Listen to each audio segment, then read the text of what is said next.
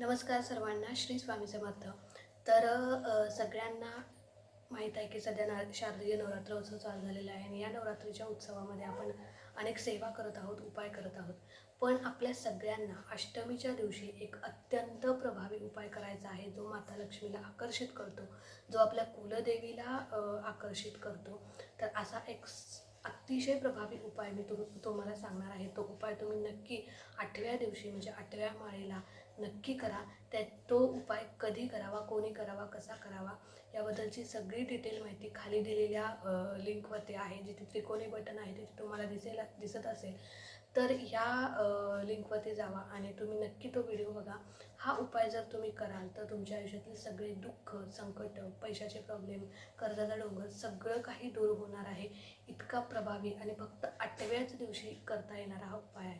त्याच्यामुळे नक्की करा. श्री स्वामी समर्थ.